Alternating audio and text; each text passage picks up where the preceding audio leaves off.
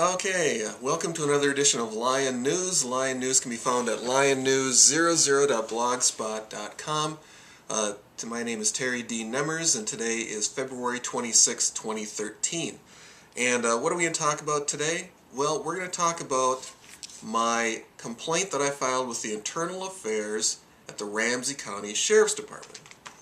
Now, if you've been watching my videos, you know that I've submitted a data request on February 4th of this month for an Andrew Henderson. He was a guy who was maliciously arrested for filming the Ramsey County deputies while they're doing a medical call.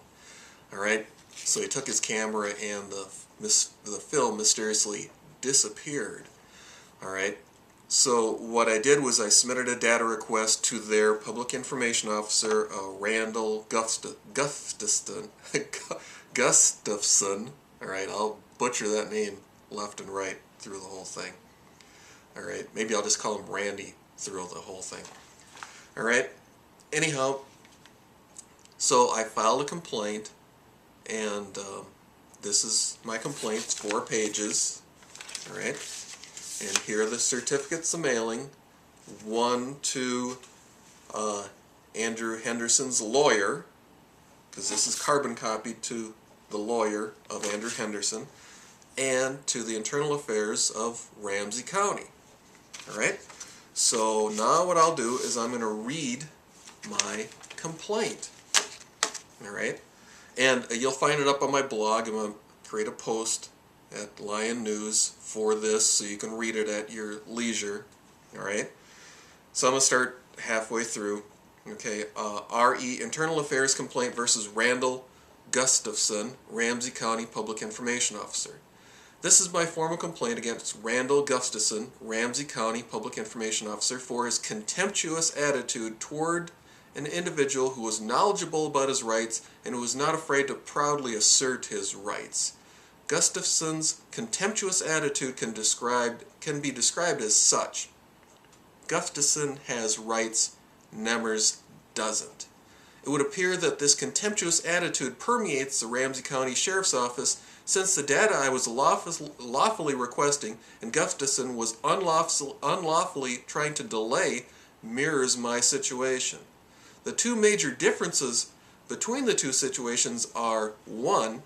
Mr. Henderson mistakenly expected the Ramsey County Sheriff's Department to do the right thing. In contrast, I did not harbor the same delusions.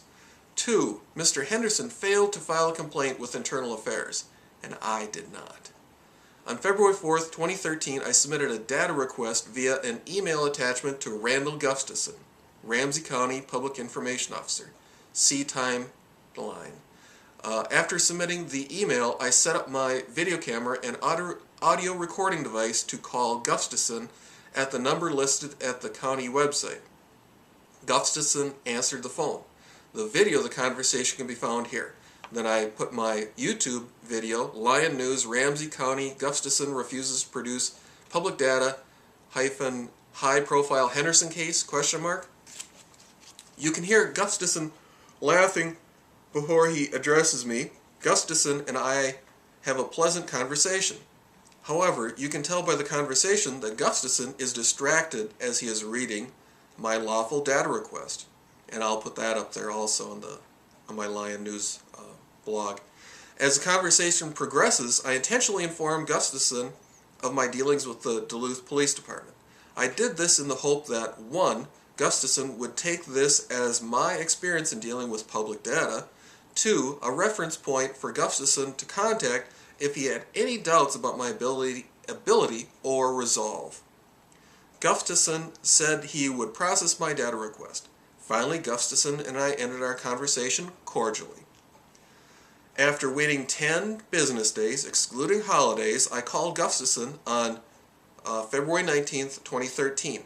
As before, I set up my video camera and audio recording device to call Gustafson at the number listed at the county website. Again, Gustafson answered the phone in a pleasant tone. Gustafson appeared to be apologetic in the conversation. Gustafson said that the data is ready at the patrol station. Gustafson informed me that the price was $4.25. He said he had to get me a letter. Gustafson said that he apologized for having other stuff swing in here. Gustafson said he would mail me a letter with costs and where to pick up the data. I then asked Gustafson if he could email me the letter. Gustafson agreed to email me the letter instead of mailing the letter. Apparently, any sense of urgency on Gustafson's part was just an act.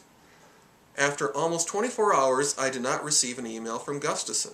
Again, I set up my video camera and audio recording device to call Gustafson at the number listed at the county website.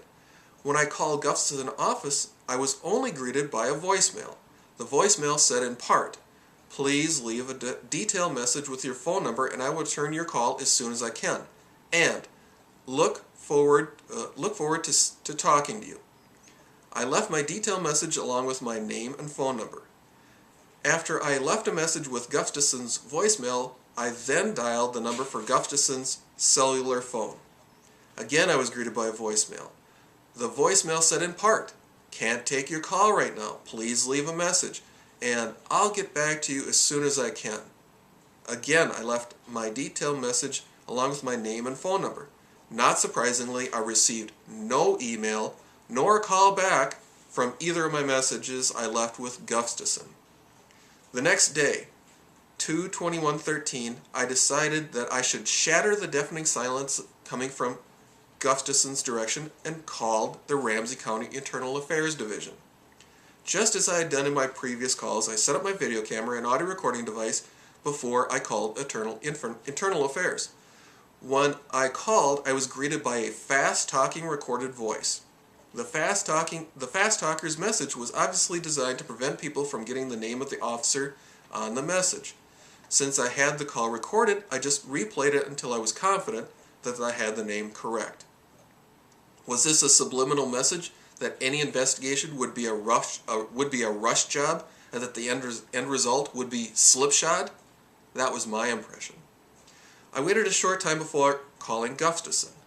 I was waiting to see if someone would give Gustafson a heads up that I had called Internal Affairs. After an appropriate amount of time had passed, I called Gustafson. This time I wasn't greeted by the cheery Gustafson who was apologetic. This time I was greeted by the relatively cheery but guarded Gustafson who was full of excuses. And now I quote out of The Age of Propaganda, the everyday use and abuse of persuasion. Now here's the interesting part. Langer found that she could get almost everyone to agree to let another person cut in front of them at the copy machine by adding one detail to the request, a reason why the machine was needed. This makes sense. It takes a cold-heart to deny someone, perhaps panic-stricken, with an urgent need, the simple use of a copy machine. The odd thing about Langer's study is also that some of the reasons made no sense at all. Nearly everyone let the person cut in. For example, on some occasions, Langer's collaborators would say, "Excuse me, may I use the Xerox machine because I have to make copies?" When you think about it, this is pretty silly to say. Why would you need a copy machine if you weren't planning on making copies? It is the same as no reason at all. But that is the point. Most people in the study did not think about it and mindlessly complied with the request. Any reason will do. The whole point of his excuses were I was just supposed to blindly believe the excuse, no matter how ridiculous they were. Okay? Anyhow, Gustafson's ridiculous excuses were an insult to my intelligence. Gustafson had told me he was a little busy with line-of-duty deaths, and they were still working on my request. Gustafson said that the county attorney had said the letter had to be mailed. Finally, Gustafson said that the letter would hopefully go out today. When I brought up the fact that Gustafson had said that he would email the letter to me, he used a stonewalling tactic that is used to divert one's attention from the facts. Gustafson ignored the fact that he agreed to submit the letter in an email and just said that he agreed to write a letter. Gustafson snidely remarked, and then I put a little notation there and a footnote at the bottom. it says, "I do not hold myself out as a transcriber. The video represents actual conversations." And then I supposedly transcribed his conversation here. "I apologize for things taking some time as your demands are trying to be met." Then Gustafson put the sarcasm into high gear as he tries to dump the phone call with the next snide, animated, fast-talking quip. "So thanks, Terry, and have a great day." Gustafson was still trying to get off the phone as I was telling him that I was not finished speaking to him. Gustafson finally relented and allowed me to speak uninterrupted.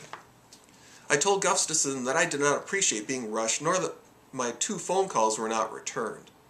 I said that I do believe that I have a recording of your conversation with you in which you said you would email it to me. Gustafson appears to have been taken aback by this revelation. "Okay, well then, I'm glad that you've recorded and let me know that you were doing that you were doing that. Appreciate that, Terry." Again, Gustafson attempted to dump the call by giving a vague response as to when the data would be sent. I asked Gustafson for a clarification on when the data would be sent. After I informed Gustafson that I was aware of the 10-day time limit and that I had been in communication with the Department of Administration iPad, and reminded Gustafson that he had not returned my phone call nor sent me the promised email, Gustafson became extremely flustered. "I am, as I told you, I am, you have an answer. It'll be sent today, and you'll be receiving it in the mail as our data practice person says that is the most secure way of transferring information."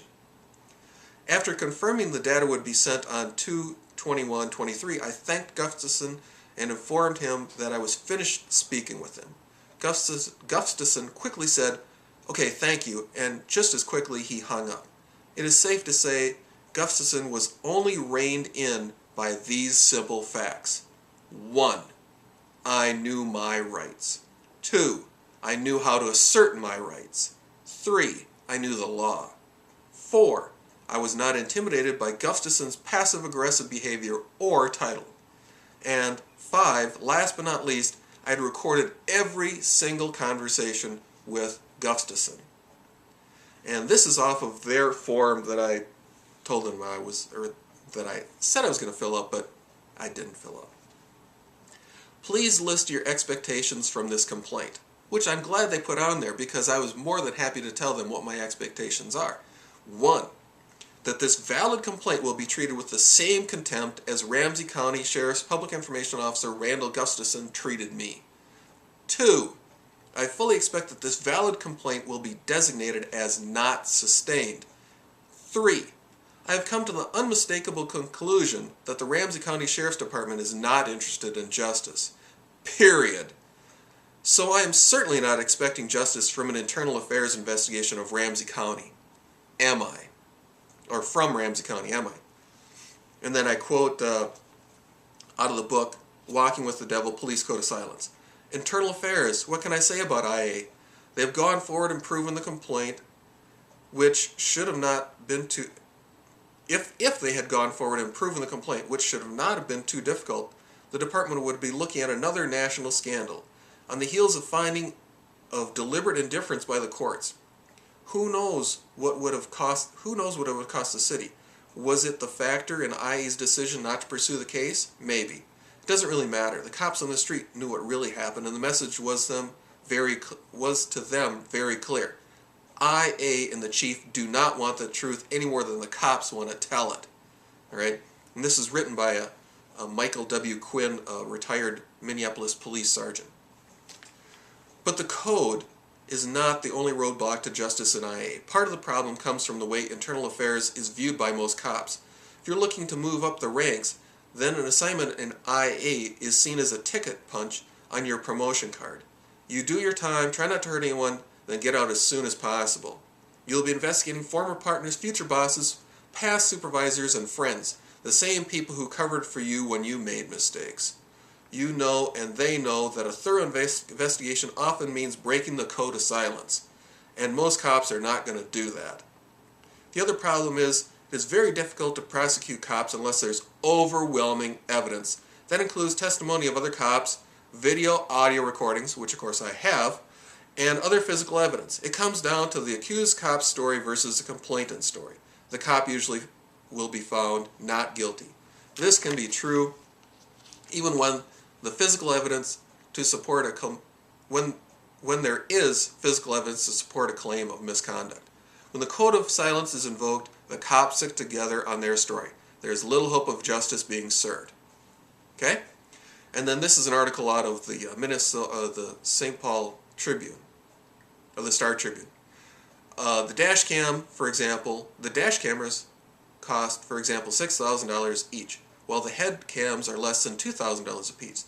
The cameras will cut down on officers working overtime to testify in court because the video will speak for them in many cases.